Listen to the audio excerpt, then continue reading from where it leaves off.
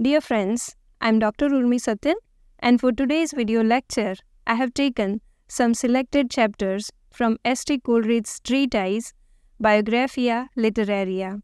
It has 24 chapters in total, out of which we will study chapter number 14, which talks about the philosophic definition of poetry, chapter number 17, which examines Wordsworth's vis-a-vis Coleridge's theories of poetry, and chapter number 18, which focuses on the importance of harmony between rustic life and the language of meter.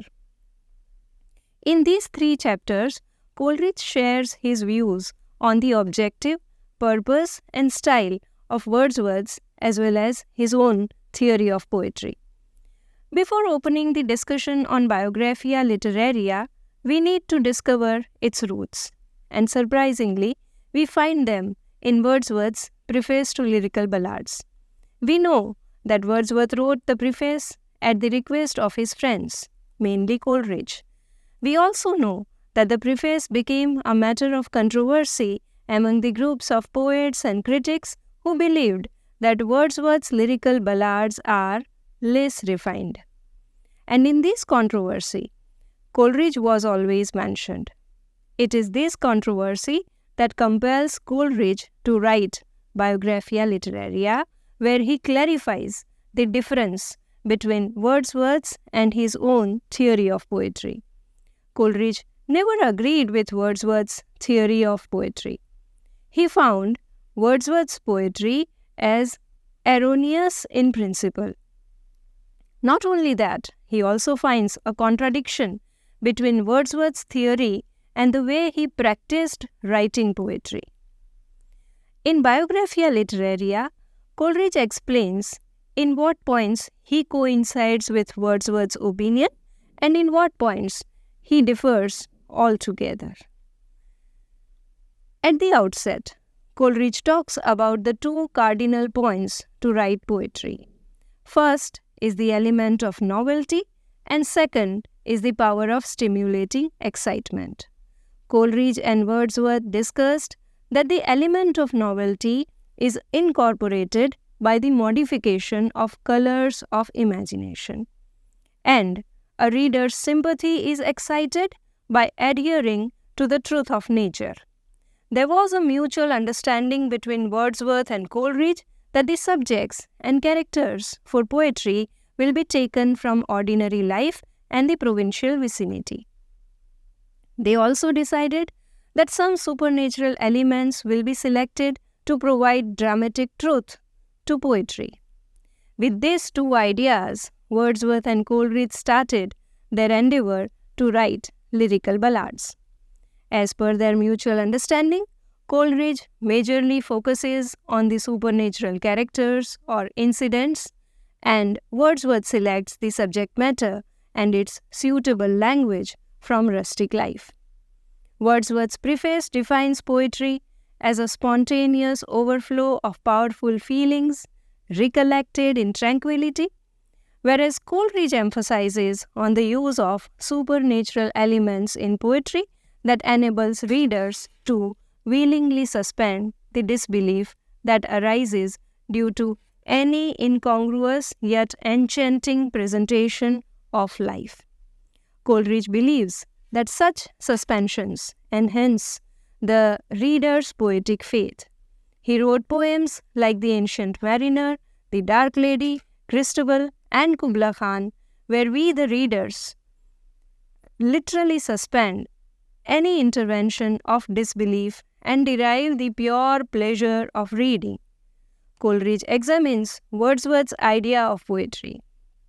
He says that initially Wordsworth's poetry was considered silly and childish, but with the crossing of time, the number of young men of strong sensibility and meditative minds grew, and their admiration found the worth of his poetry. But at the same time, critical attacks were frequently made against his poetry, so much so that the matter became almost a part of the controversy, and Coleridge's name was always associated with all the attacks on the lyrical ballads. And so, he writes Biographia Literaria and explains how his idea of poetry is different from that of Wordsworth's. He also makes a disclaimer that distinction is not division. This means that the difference in opinion does not affect their comradeship. Coleridge says that the mere arrangement of words in a metrical manner is a superficial form of poetry. Facts of science or records of history, if arranged metrically without the element of pleasure, cannot make good poetry. Coleridge defines poetry and says, a poem is that species of composition which is opposed to works of science, by proposing for its immediate object pleasure, not truth. Coleridge believes that a rhyme or a composition written in meter is not a poem. A reader should carry forward the mechanical impulse of curiosity or the restless desire to arrive at the final solution and feel the excitement. The process of reading a poem should be a pleasurable activity of mind excited by the attraction of the journey itself. Simply, the journey of reading a poem should be more pleasurable than the wish to reach the destination of meaning, measure, or meter. The writings of Plato, Bishop Taylor, and other ancient philosophers and critics have furnished undeniable proofs that poetry of the highest kind may exist without meter. To Coleridge, the most important faculties of poetry are fancy and imagination. And he gives 3 major points to explain the power of imagination that helps a poet. 1. To activate the soul of the reader by presenting the relative worth and dignity of the faculty of imagination with the main subject of poetry. 2. To create harmony with the help of synthetic or magical power of imagination between the tone and spirit of the poem. And 3. To reveal, with the power of will and understanding, the similarities and differences between general and concrete, idea and image, individual and representative, new and old objects that blend and harmonize the natural and the artificial, and thus direct our admiration for poetry. Thus, chapter 14 ends with the defining words for poetry. Good sense is the body of poetic genius, fancy its drapery, motion its life, and imagination the soul that is everywhere and in each, and forms all into one graceful and intelligent whole. In the 17th chapter of Biographia Literaria, Coleridge explains his objection to Wordsworth's lyrical ballads that have a natural language of impassioned feeling. Coleridge's first objection is that Wordsworth's conversational tone in poetry is applicable only to a certain class of readers. Secondly, there is a possibility that the same class may not get a chance to read this poetry. And thirdly, there is high possibility that this poetry might not inspire other poets. Wordsworth's apparent naturalness, which is a kind of exact portrayal of rustic life and language, may not present any contrast before readers, and so they might find his poetry too simple for their taste of pleasure. Coleridge believes that the major function of poetry is to educate by giving a wider perspective on life. Coleridge also says that even Wordsworth himself has not fully followed his theory of simplicity in his poems. Many of Wordsworth's poems do not follow the language of the low and rustic life. Coleridge says, for the human soul to prosper in rustic life, a certain vantage ground is a prerequisite. It is not every man that is likely to be improved by reading a portrayal of country life. Education or original sensibility or both must pre-exist. if the stimulants are taken from the incidents of nature. Coleridge then highlights a few key words from Wordsworth's preface and presents his objections. His first objection is against Wordsworth's use of the word real in the preface, where Wordsworth says that he will make a selection of the real language of men. Coleridge says every man's language varies majorly on 3 grounds. 1. The extent of the reader's knowledge. 2. The reader's faculties of imagination and fancy. And 3. The depth or quickness of the reader's feelings. He says every man's language has different individualities, some common properties of the class to which he belongs, and a few universal words and phrases. Coleridge further argues that the word real must be substituted with the word ordinary or lingua communis. The rustic language, which is called real by Wordsworth, cannot be real because the language, that is lingua communis, varies in every country. Coleridge then quotes Dante, who observes that even the lingua communis exist everywhere in parts and nowhere as a whole. We also say proverbially that language or diction shifts from one tone to the other at the distance of every 12th mile. Secondly, Coleridge objects to Wordsworth's phrase, in a state of excitement.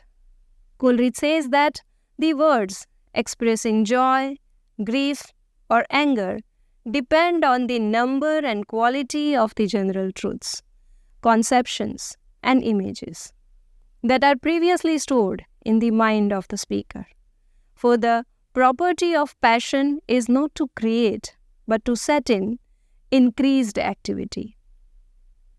The new connections of thoughts or images are received by the reader as per the pre-existing knowledge.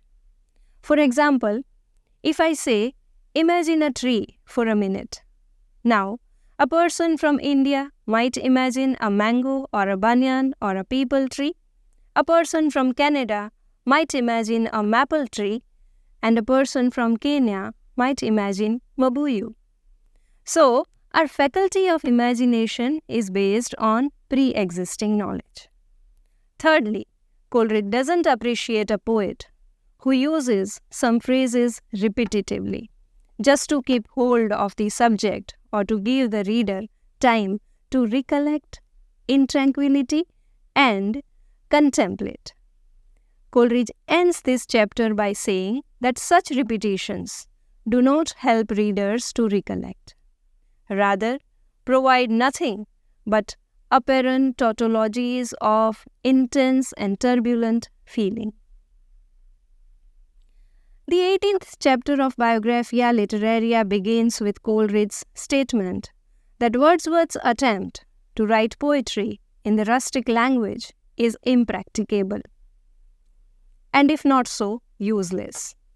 Coleridge says that a poet cannot adopt mere words from a particular class and write a poem that presents the natural emotions of that class.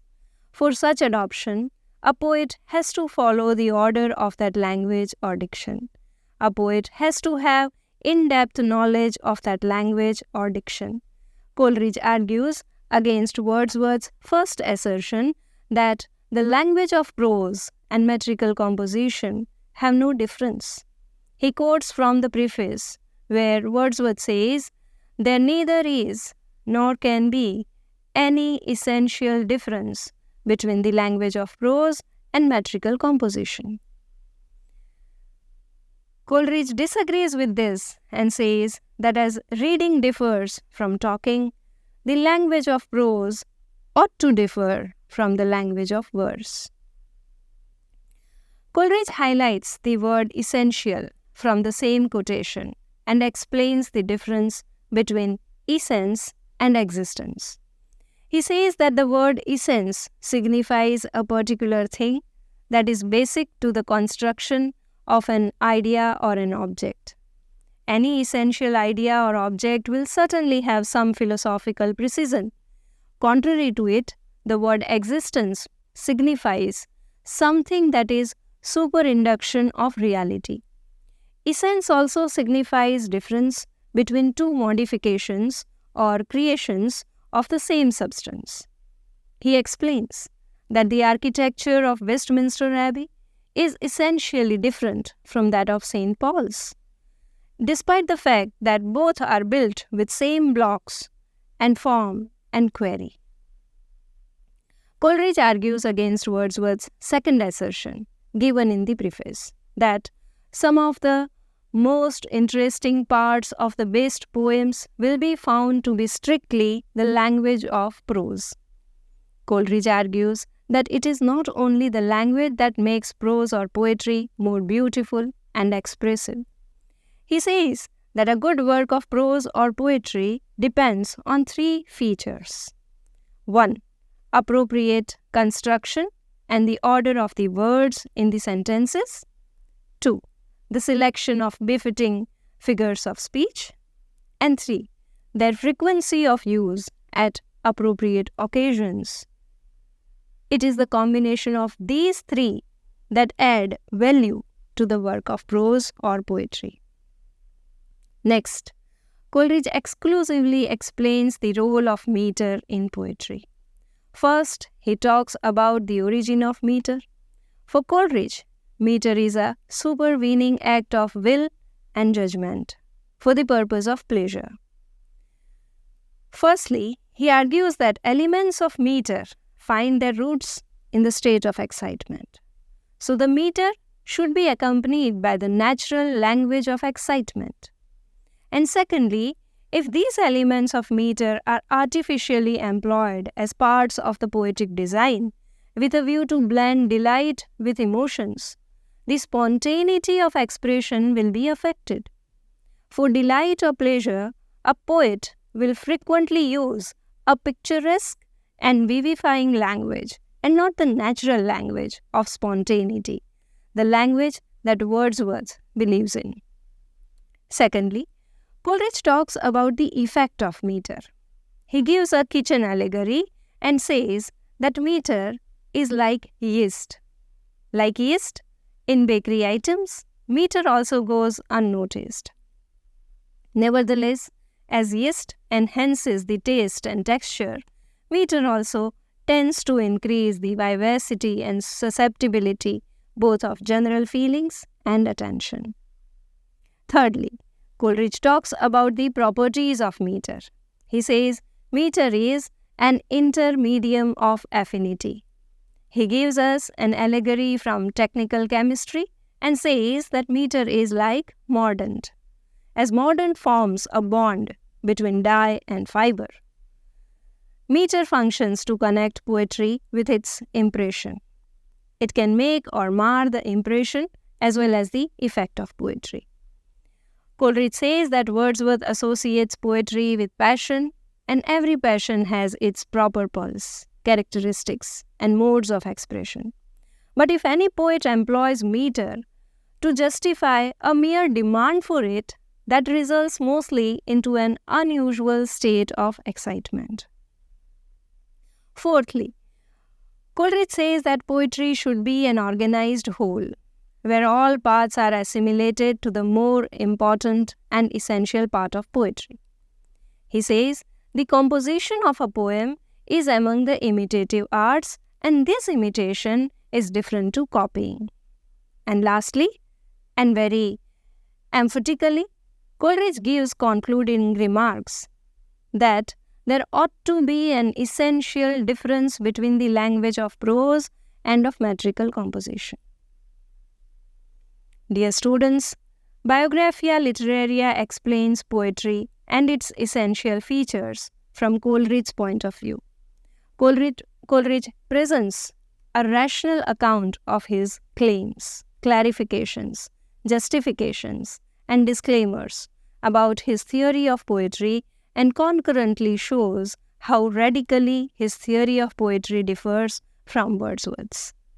Coleridge's scholarship compels us to willingly suspend all the disbeliefs and impresses us with his meticulous and focused discussion on poetry and its features. Nevertheless, friends, my respect and readership for Wordsworthian poetry remain unaffected. My heart wanders lonely as a cloud, dwells in the mysticism of Tintern Abbey, sings for the persona of Lucy, and leaps up when beholds the rainbow in the sky. However, the use of imagination and fancy in Kubla Khan and the Ancient Mariner also enchants me and enhances my ardent readership. To sum up, I quote Coleridge, who firmly believes that nothing can permanently please which does not contain in itself the reason why it is so, and not otherwise. If meter be superadded, all other parts must be made consonant with it. So thank you, friends. I hope this lecture will be useful to you. Keep reading. Bye for now.